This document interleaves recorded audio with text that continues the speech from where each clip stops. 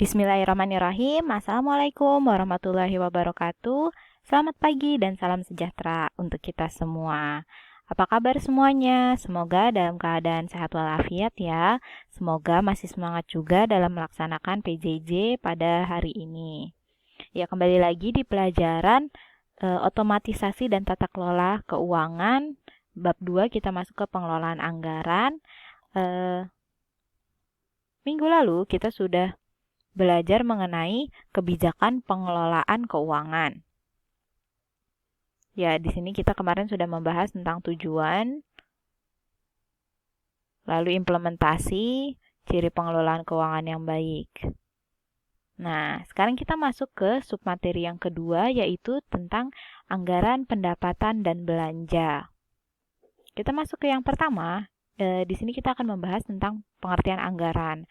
Anggaran pengertiannya ada sangat banyak. Ini Ibu hanya mengutip salah satunya, yaitu rencana jangka pendek yang disusun berdasarkan rencana jangka panjang yang telah ditetapkan dalam proses penyusunan anggaran. Anggaran ini adalah suatu rencana yang disusun secara sistematis. Sistematis itu artinya berurutan dalam bentuk angka. Jadi kan kalau misalnya tujuan perusahaan itu kan juga biasanya disusun secara sistematis, tapi biasanya berupa kalimat yang merupakan suatu rencana kegiatan. Nah, kalau anggaran ini disusunnya berupa angka-angka. Diulang ya tadi, rencana yang disusun secara sistematis dalam bentuk angka dan dinyatakan dalam unit yang meliputi seluruh kegiatan perusahaan dari jangka waktu tertentu di masa yang akan datang. Di dalam anggaran ini ada dua komponen pokok, yaitu ada pendapatan dan belanja. Jadi seperti yang pernah kalian kerjakan sebelumnya, Ibu meminta kalian untuk mendata berapa pendapatan yang biasa kalian terima dan kalian belanjakan untuk apa saja. Pun dalam kegiatan perusahaan, penyusunan anggaran ini berdasarkan jumlah pendapatan yang biasa diterima dan belanja-belanja apa saja yang biasa dilakukan oleh perusahaan. Lalu selanjutnya, kenapa sih perencanaan anggaran keuangan itu menjadi sesuatu yang penting di dalam perusahaan? Seperti yang sudah kita bahas di awal banget itu kan kita sempat bahas ya, kenapa sih seorang itu perlu membuat perencanaan. Ya, kalian sudah mengungkapkan pendapat kalian masing-masing. Kalau misalnya dengan adanya anggaran itu bisa memudahkan kita mengatur berapa sih pemasukan dan pengeluaran. Dan atau mungkin ada yang jawab supaya nggak over budget atau lebih besar pasak daripada tiang. Nah, untuk kita sebagai seorang individu, penganggaran ini aja dirasa cukup penting. Nah, apalagi untuk perusahaan. Dalam suatu perusahaan, perencanaan anggaran ini menjadi sesuatu hal yang penting. Emang fungsi anggaran itu untuk apa aja sih? Yang pertama adalah menstabilkan kesempatan kerja yang tersedia. Maksudnya apa? Di sini, misalnya seorang pimpinan yang baik, dia itu nggak akan mengabaikan atau tidak memperdulikan kesejahteraan pegawainya. Nah, bentuk kesejahteraan pegawai itu apa? Ya, seperti hal yang sederhana seperti yang kita tahu, kesejahteraan itu diukur dari gajinya, dari tunjangannya, dari bonus yang diberikan dari perusahaan kepada tenaga kerja di perusahaan tersebut. Nah, kalau misalnya bisa membuat perencanaan keuangan yang baik, bisa memberikan tunjangan yang cukup untuk pegawai-pegawainya, ini akan menstabilkan kesempatan kerja. Jadi itu nggak perlu bisa memprediksi berapa jumlah tenaga kerja yang dibutuhkan oleh si perusahaan. Jadi dengan tanpa rencana tentang kebutuhan tenaga kerja, itu bisa mengakibatkan diberhentikannya jumlah tenaga kerja yang berlebihan. Jadi kalau misalnya ngerekrut banyak, nggak taunya ternyata cuma butuh sedikit, itu kan pada akhirnya nanti karyawannya mesti diberhentikan, kayak gitu. Nah, fungsi yang kedua yaitu menentukan tujuan perusahaan. Manajemen bisa menentukan tujuan perusahaan dengan jelas dan logis. Kategori logis di sini adalah dapat dilaksanakan atau realistis.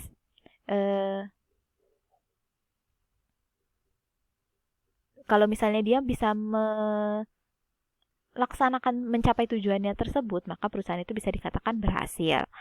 Penentuan tujuan ini harus dibatasi oleh beberapa faktor. Jadi boleh aja nih perusahaan punya tujuan misalnya melebarkan pasar ke seluruh Indonesia, membuka 50 cabang dalam 1 tahun. Boleh-boleh aja menentukan tujuan seperti itu, tapi dia harus melihat berapa budget yang dimiliki perusahaan untuk mencapai tujuan-tujuan tersebut. Maka dengan adanya perencanaan anggaran ini bisa membantu perusahaan dalam menentukan tujuan perusahaan. Yang ketiga, pemakaian alat fisik lebih efisien. Dengan disusunnya perencanaan yang terperinci, bisa menghindarkan perusahaan dari biaya-biaya yang timbul karena kapasitas yang berlebihan. Kapasitas yang berlebihan itu maksudnya pemakaian yang tidak seharusnya. Pemakaian alat-alat fisik yang efektif dan ekonomis akan membantu atau menyokong tujuan akhir perusahaan, yaitu keuntungan yang maksimal. Ibaratnya kalau kita misalnya kalian di perusahaan pakai komputernya ya seperlunya, jumlah unit komputer yang dinyalain itu ya memang seperlunya. Dengan kayak gitu kan bisa membantu budget perusahaan, misalnya berkaitan dengan biaya listrik. Kalau biaya listriknya bisa diminimalisir, nanti keuntungan perusahaan kan bisa lebih besar gitu. Jadi nggak banyak keuntungan perusahaan yang dipotong untuk pasti bayar listrik. Itu hal yang sederhananya aja. Selanjutnya, fungsi perencanaan anggaran yang keempat adalah penyelidikan dan penelitian sebagai dasar kegiatan.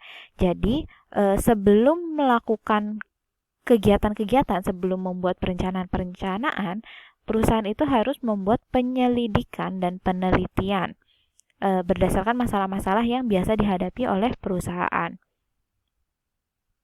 Selanjutnya,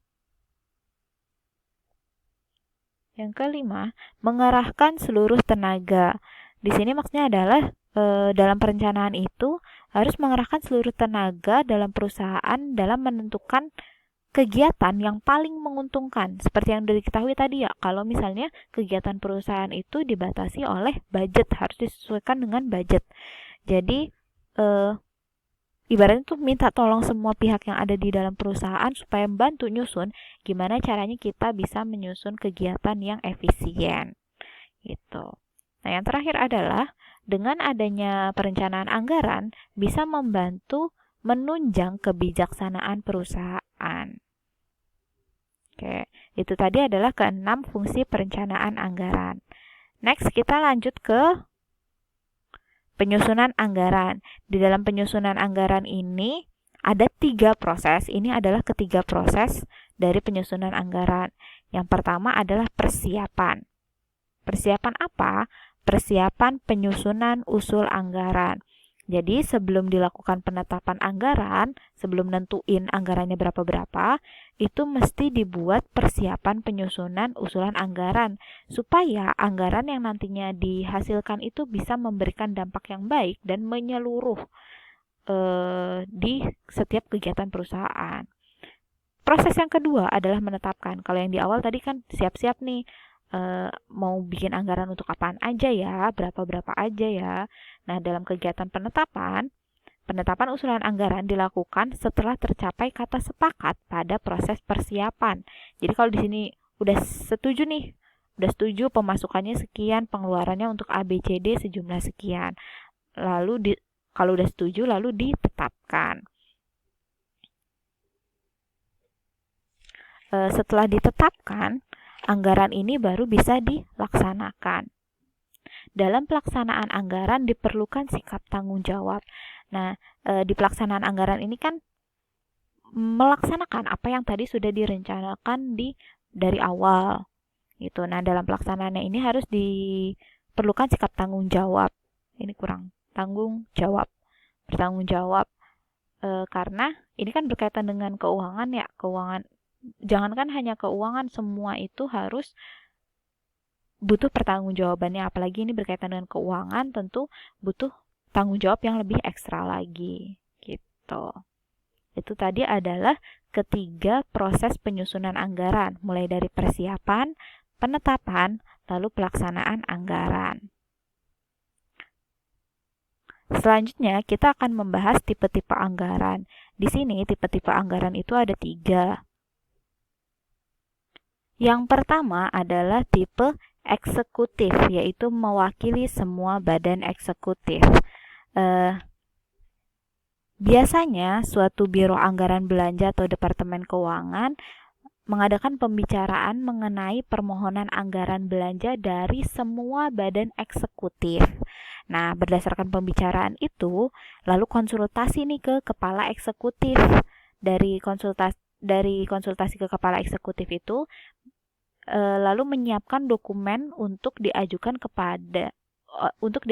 oleh eksekutif kepada badan pembuat undang-undang pada pembukaan sidang. Diulang ya, jadi kalau untuk tipe eksekutif ini, Biro Anggaran Belanja atau Departemen Keuangannya mengadakan pembicaraan untuk membahas tentang permohonan anggaran belanja semua badan eksekutif. Lalu konsultasi ke kepala eksekutif, lalu setelah itu mengajukan kepada badan pembuat undang-undang. Yang kedua adalah tipe legislatif. Tipe legislatif ini disusun oleh panitia badan perundang-undangan berdasarkan permohonan dana dari cabang eksekutif. Kalau yang pertama tadi, nah ini lanjutannya tuh. Kan tadi badan eksekutif udah diskusi, ngadu ke konsultasi ke kepala eksekutif, lalu badan eksekutifnya mengajukan pembuatan undang-undang. Nah, yang buat itu siapa? Yang buat adalah si badan legislatif berdasarkan permintaan cabang eksekutif yang tadi. Yang ketiga adalah Dewan Komisi. Di situ disusun oleh 1 dari 2 jalan. Ini biasanya tipe yang ini digunakan pada pemerintah negara bagian dan kota praja. Disusun oleh 1 dari 2 jalan, yaitu seluruhnya terdiri dari pegawai administrasi atau pegawai-pegawai administratif dan legislatif dengan bersama-sama. Gitu. Mungkin ini teori-teorinya agak sedikit rumit ya kalau misalnya kalian tidak membaca tulisannya secara langsung, kalau hanya mendengarkan aja. Jadi dipersilakan untuk mengeksplor lebih dalam ke sumber bacaan lainnya. Nah, tugas untuk pertemuan kedua bab 2 ini adalah silahkan kalian buat